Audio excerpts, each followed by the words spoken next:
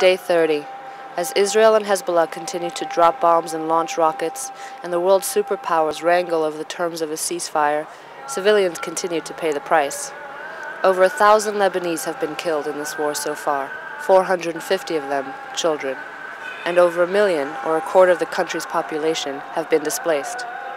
Beirut's usually bustling streets and crowded beaches are deserted, and city squares have become memorials for the dead. Public schools and city parks are now home to hundreds of thousands of people, displaced by the seemingly endless bombing of southern Lebanon and the poor suburbs of Beirut. "Don't worry," one woman tells me, as we hear a loud explosion that seems only a block away. "If you were in Manhattan, that would be as far away as Brooklyn." Sitting in Sanaya Park, now home to 1,000 people, the explosion triggers cries and tears from nervous children and mothers alike. Some of the families have been displaced not once, but twice in this war. Almaza Hajaizi arrived here 4 days ago from a small village near the Israeli border, where she survived the bombing of her home. She went to Dahia, one of Beirut's suburbs, only to be bombed again. She lost one of her feet and badly injured the other.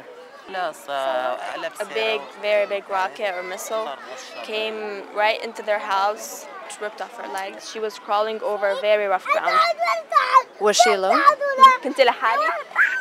ولادي بس ولادي ما عرفت عنهم شيء بعد. Her children, but till now she doesn't know anything about her children. When did she get separated from them? أنت انفصلتي عنهم لأولادك. صارت 3 أيام. She's been here for 4 days, but till now she doesn't know anything about her kids.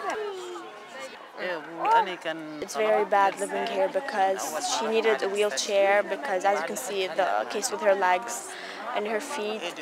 She asked for medicine, for a lot of medications.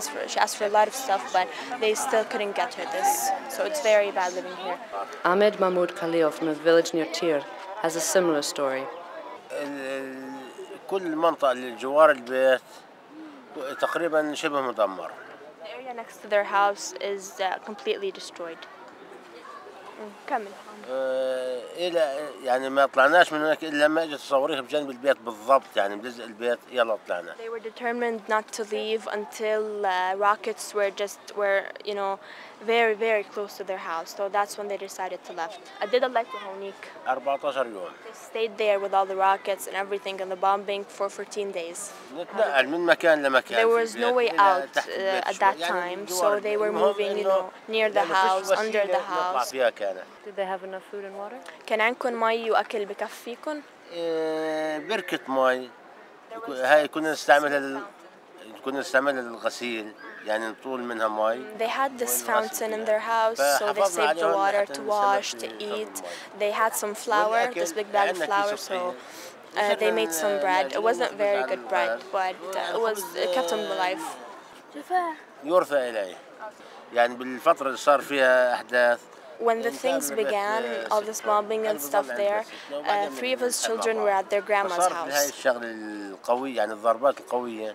So now they're still there because they couldn't take them with. I haven't heard from them for like 8 or 10 days. إنه ديروا بالكم عليهم خليهم عندكم. في واحد عمره 9 سنين. One is 9. واحد 11. One is 11. واحد 14. One is 14. Can you describe getting here? طيب كيف وصلتوا لهون؟ كيف كانت الطريق؟ كيف وصلتوا؟ إحنا وأقارب إلنا تجمعنا يعني خلال نص ساعة كنا متجمعين. When they decided to leave, it took them like half an hour to get all the family together.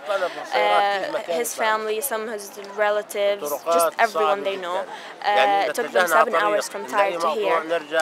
The thing was that the roads were destroyed completely, so they had to go from this destroyed road to another one to try to get to the somehow good road. It was very hard. It took them 7 hours. What did he do in his village before this all happened? شو كنت تعمل أنت بالضيعة هونيك؟ شو كنت تشتغل أو شيء؟ عاد في الولاد عندهم فرن وحتى الفرن تدمر يعني راح هسه بالحرب هاي.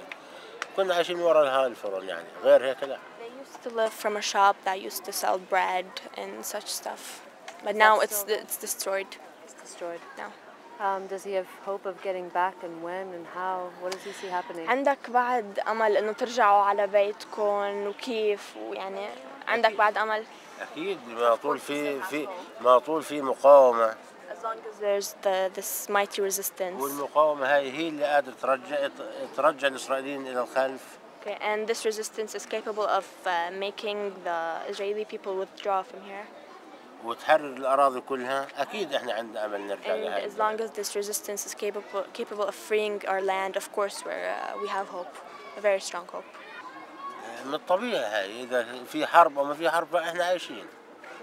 You know, they lived without the war, in very hard conditions. So even if there's war, they're still going to survive. They're going to make it.